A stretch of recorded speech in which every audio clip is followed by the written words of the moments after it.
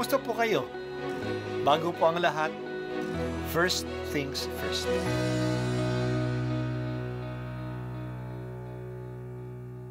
Good morning po. Sinisimulan po natin ngayon ang first things first.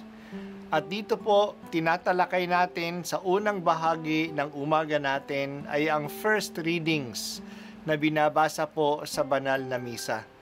Ito pong tinatalakay natin kasi madalas po marami na tayong alam tungkol sa gospel readings. Pero konti po ang nagsasalita sa first readings.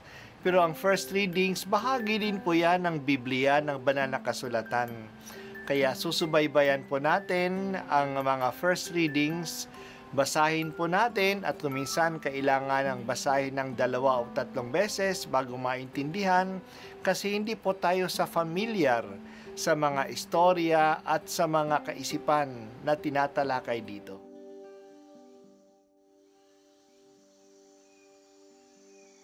Ang pagbasa mula sa sulat ni Apostol San Pablo kay Filemon. Pinakamamahal ko, ang iyong pag-ibig ay nagdulot sa akin ng malaking katuwaan at kaaliwan, sapagkat dahil sa iyo, sumigla ang kalooban ng mga banal. Dahil kay Kristo, maaari kong sabihing dapat mong gawin ito. Gayunman, pag-ibig ang nagbunsod sa akin upang makiusap sa iyo. Akong si Pablo, sugo ni Kristo Jesus at ngayoy nakabilanggo dahil sa Kanya, ang nakikiusap sa iyo tungkol kay Onesimo na naakit ko sa pananampalataya, samantalang ako'y naririto sa bilangguan. Dati wala kang pakinabang sa Kanya, ngunit ngayoy malaking tulong siya sa ating dalawa. Pinababalik ko siya sa iyo at para ko nang ipinadala sa iyo ang aking puso. Ibig ko sanang panatilihin siya sa aking piling upang sa halip mo, siya ang maglingkod sa akin habang ako'y nabibilanggo dahil sa mabuting balita. Ngunit ayokong gawin iyon nang wala kang pahintulot upang hindi maging sapilitan, kundi kusa ang pagtulong mo sa akin. Marahil nawalay sa iyo ng kaunting panahon si Onesimo upang sa pagbabalik niya'y makasama mo siya habang panahon. Hindi na bilang alipin, kundi isang minamahal na kapatid. Mahal siya sa akin, ngunit lalo na sa iyo. Hindi lamang bilang isang alipin, kundi isang kapatid pa sa Panginoon. Kaya't kung inaari mo akong tunay na kasama, tanggapin mo siya tulad ng pagtanggap mo sa akin kung siya may nagkasala sa iyo o nagkautang kaya. Sa akin mo singilin. Ako ang siyang sumusulat nito. Ako si Pablo, ang magbabayad sa iyo. Hindi ko na ibig banggitin na utang mo sa akin ang iyong pagkakilala kay Kristo.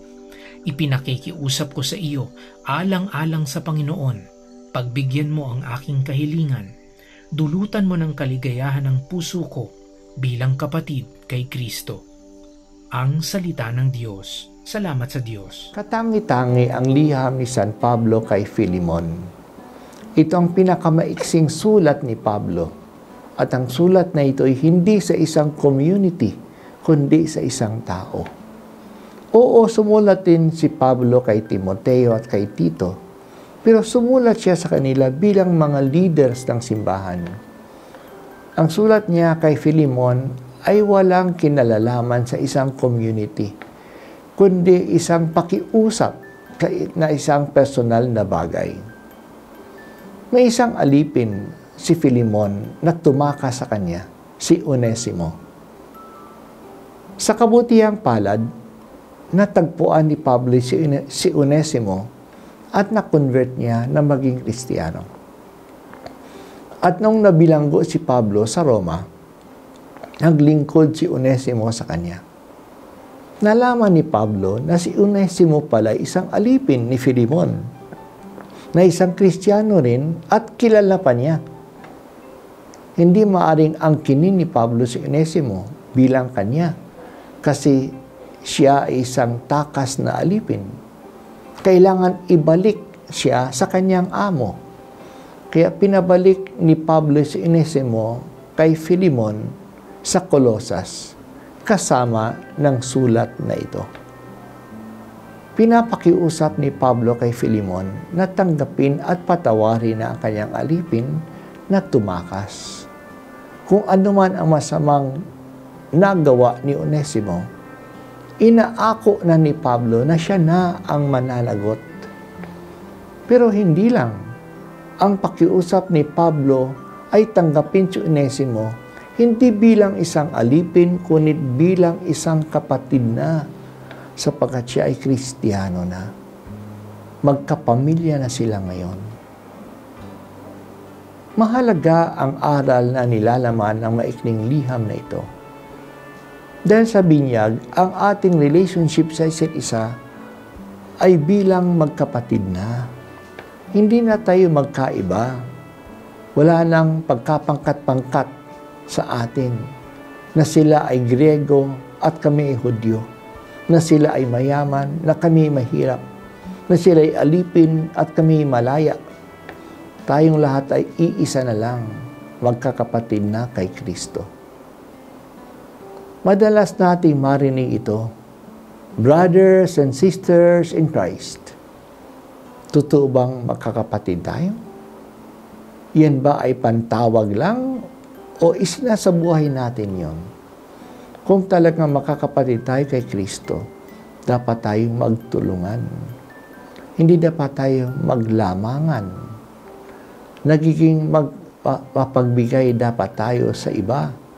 At kung may pangangailangan, ang isa ay dapat tinutugunan ng iba. Ang slavery ay isang institusyon noong panahon ni Pablo.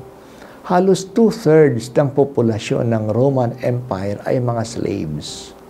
Hindi tatakbo ang kanilang ekonomiya na walang slavery. Ngayon, ang hinihingi ni Pablo ay dapat lampasan ni Filemon ang institusyon ng slavery at palitan ito ng kapatiran dahil kay Kristo.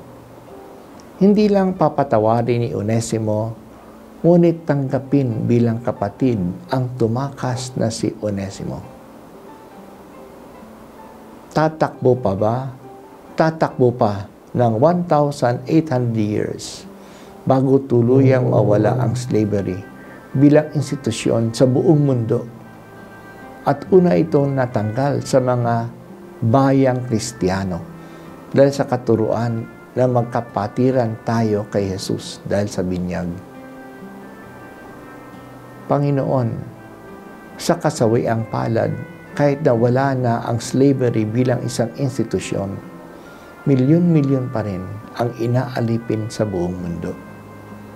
Ang kalagayan nila ay parang alipin at ang mga tao ay pinagbibili bilang alipin dahil sa human trafficking. Buhay pa rin ang tinatawag na white slavery. Pinagbibili ang mga bata at mga babae dahil sa sex o dahil sa trabaho o bilang child soldiers. Patawarin, Panginoon, ang patawad, Panginoon, sa patuloy na pagsasamantala ng kapwa-tao. Hindi pa kinikilala ang kanilang dangal bilang tao. Patawad, Panginoon.